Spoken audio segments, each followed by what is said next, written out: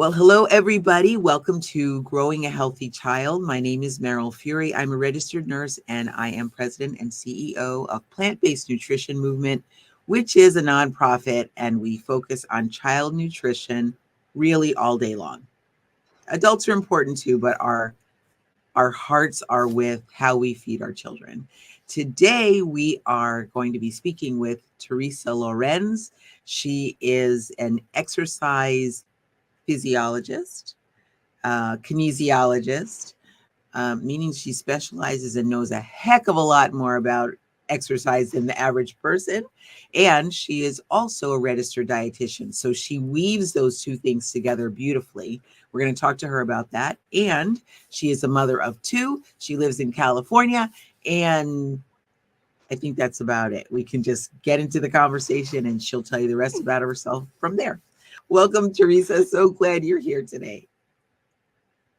Thank you for having me. I'm really excited to be able to talk to you about children and their health.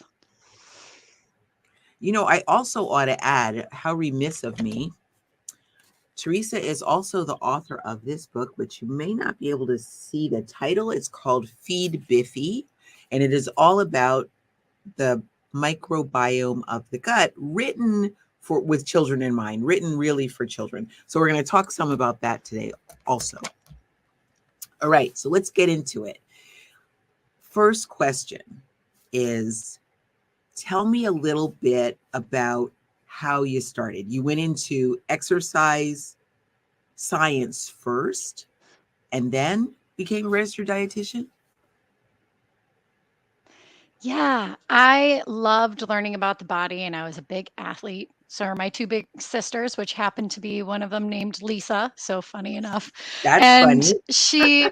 um, both of them were very inspiring to excel at athleticism, and I then wanted to do physical therapy. So I was learning all about the body, studying kinesiology, exercise science, and I had a wonderful opportunity to become a group fitness instructor where they trained us right there at the campus recreation. And I had a wonderful mentor who taught me all about not only group fitness, but then led me into personal training. And I worked with people one on one and in groups, inspiring them to learn to find a way to move that they loved, because we knew if you loved the way you moved and enjoyed the Zumba class versus feeling like you have to be stuck on a treadmill, you'd exercise more often and you wouldn't think of it so much of as a chore.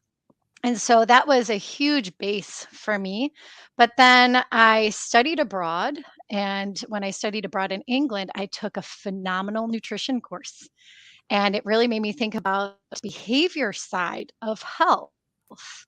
I can do the movement, I can help people feel good and get out and have even social with group exercise. And I loved that piece of it. But I also found food unraveled so much more of that person. I got to talk about their culture in food. I got to talk about their religion in food. I got to talk about how the relationships and their households was affected by food. So many fights that I later then worked on as a registered dietitian with couples were related to all of the jobs around food, the grocery shopping, the meal planning, what's for dinner tonight, and a very common fight between couples. And so I just loved learning about people and learning about behaviors of households. And so food was that next level that I got to be able to put on my resume and be able to officially talk to people about and be the expert on. Right. Really cool. So I got a question about that. You're saying you studied abroad, you were in Mhm. England, and that's kind of where you made this connection with food and behavior and culture and family dynamics and all of these things. Mhm. Is the cultural take on food very different in the UK than it is in the United States?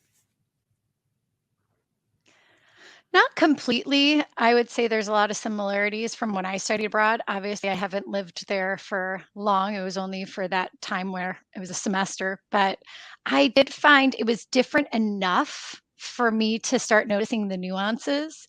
Even one of my favorite things that all of my flatmates would do would at 3 o'clock, they really did stop and have tea.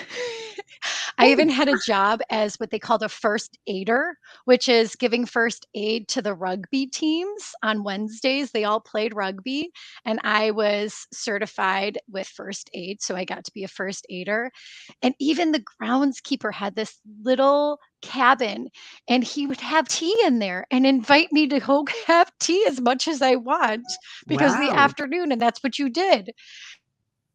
And I just thought about how in America that would feel so odd to tell people, "No, you gotta take a break for tea," and I loved it so, so very much to the point where I, uh, always wanted to have tea all the time after that. It was very comforting and soothing, and that's just one tiny, tiny aspect that I took away that was different, and learning about different cultures, there's so many things, not just from a bigger culture, but then that individual family dynamic culture as well. And Mhm. I liked learning about all of that. How does food connect with people? Yeah, that is so interesting. When you talk about the family dynamics, and you were saying that so many of the people that you have counseled as a registered dietitian, that was like a sticking place, a thorny problem, right? That question about what's for dinner, man, I Mhm. get that every night. You would think, okay, I'm in my 60s. You would think by now I'd have like, we're having this, right? Just a ready repertoire. Every night, it is still a tough Yeah. question. Every night. Um, so I could see how it could cause problems, and the whole world around food, like you mentioned. So I have a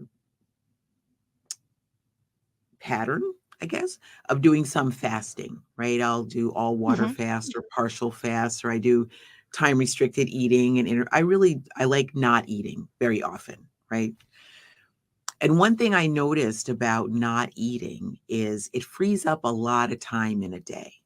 You don't have to go drive to the store. You don't have to shop. You don't have to make the shopping list. You don't have to think about what you're going to cook. You don't have to cook it, and you don't have to clean up after it.